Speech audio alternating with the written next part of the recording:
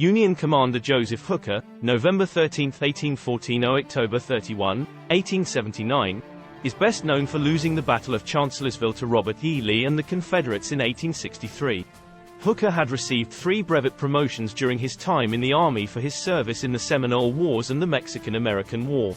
He joined the Union Army as a brigadier general at the commencement of the Civil War and proved his worth at Williamsburg, Antietam, and Fredericksburg, earning him the position of Commander of the Army of the Potomac. That's why today, we will be talking about none other than the famed Joseph Hooker, the commander who was known for his loss. Hooker, the grandson of a Revolutionary War commander, was born in Hadley, Massachusetts. All of his ancestors can be traced back to the early 1600s, when they arrived in New England from England. His primary educational establishment was the nearby Hopkins Academy.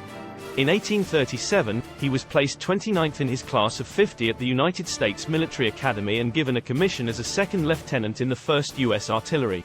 His first posting had him fighting in Florida during the Second Seminole War.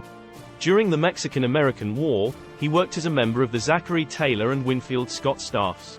His leadership on the battlefield and heroic actions earned him brevet promotions to captain for Monterey, major for National Bridge, and lieutenant colonel for Chapultepec. In Mexico, he earned the nickname Handsome Captain from the local women, which he carried with him into his future reputation as a ladies' man in the Army. Before leaving the Army, Hooker had fought in the Seminole Wars and the Mexican-American War, earning himself 3 brevet promotions. He joined the Union Army as a brigadier general at the commencement of the Civil War and proved his worth at Williamsburg, Antietam, and Fredericksburg, earning him the position of Commander of the Army of the Potomac. Hooker's grand strategy for Chancellorsville failed because of Lee's daring maneuver to split his army and rout a Union corps, the incompetence of his subordinate generals, and Hooker's personal lack of nerve. The loss gave Lee the upper hand, and he headed north to Gettysburg. Although he was allowed to remain in command, Hooker ultimately resigned after Lincoln and General Halleck denied his request for reinforcements. 3 days before the Battle of Gettysburg, George G. Meade was promoted to head the Army of the Potomac. In November 1863, Hooker went to battle to aid in relieving the trapped Union Army at Chattanooga, Tennessee. He remained in the Western Theater under Major General William T. Sherman but resigned in protest before the conclusion of the Atlanta campaign after being overlooked for promotion. The journalist spelling error that gave Hooker the nickname Fighting Joe persisted. His offices were notorious for parties and gambling, and he himself had a reputation as a hard-drinking ladies' man. His military reputation was damaged when he testified against his former commander, General Scott, in the court-martial for the insubordination of Gideon Johnson Pillow, and he resigned his commission as Assistant Adjutant General of the Pacific Division in 1853. The Mexican-American War ended in 1848. According to reports, Hooker tried to alleviate the boredom of peacetime by imbibing, wooing, and betting. He farmed and developed land in Sonoma County, California, and unsuccessfully sought a seat in the California State Assembly. A letter he addressed to Secretary of War John B. Floyd in 1858 expressing his desire to be presented to the President Buchanan as a candidate for a Lieutenant Colonel C. suggests he was unhappy and unsuccessful in his civilian activities. He served as a colonel in the California militia from 1859 until 1861. Hooker earned a reputation as a formidable battlefield leader and relentless target hunter during the Peninsula Campaign in 1862, during which he commanded the III Corps' 2nd Division. At Williamsburg and Seven Pines, he ably led his division. Although Hooker and fellow division commander Phil Kearny urged McClellan to counterattack the Confederates during the 7 days battles, their division did not play a significant role.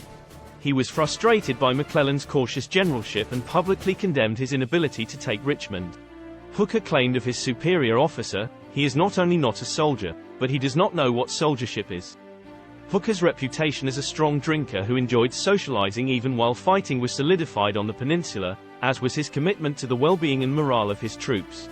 Hooker was promoted to Major General on July 26, with rank effective May 5. During the Second Battle of Bull Run, John Pope's Army of Virginia requested reinforcements from the 3rd Corps. After the Second Battle of Bull Run, the 3rd Corps of the Army of Virginia was renamed the 1st Corps of the Army of the Potomac, and Hooker succeeded Irvin McDowell as its commander. At South Mountain during the Maryland Campaign, Hooker commanded the I Army, and at Antietam, his troops made the first attack of the bloodiest day in American history, charging south into Lieutenant General Stonewall Jackson's army and fighting to a stalemate. After morale among his troops had dropped to an all-time low under Burnside, they rallied around Hooker in the spring of 1863, and he earned a reputation as an exceptional administrator.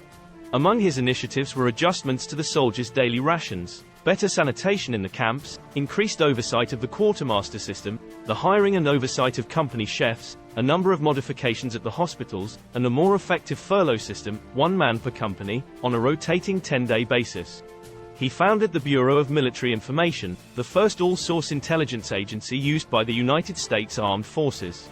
In order to distinguish units in combat or on the march and to promote a sense of unit pride in the soldiers, he also instituted corps insignia. Additional and improved drills, strengthened officer training, and the first-ever consolidation of the Federal Cavalry into a single corps were among the other orders issued in response to the growing problem of defection.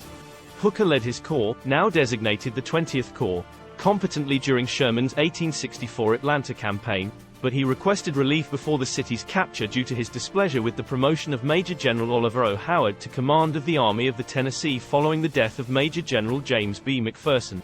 In addition to being senior to him, Hooker held a grudge against Howard for his defeat at Chancellorsville, where Howard's 11th Corps took the brunt of Jackson's flank thrust.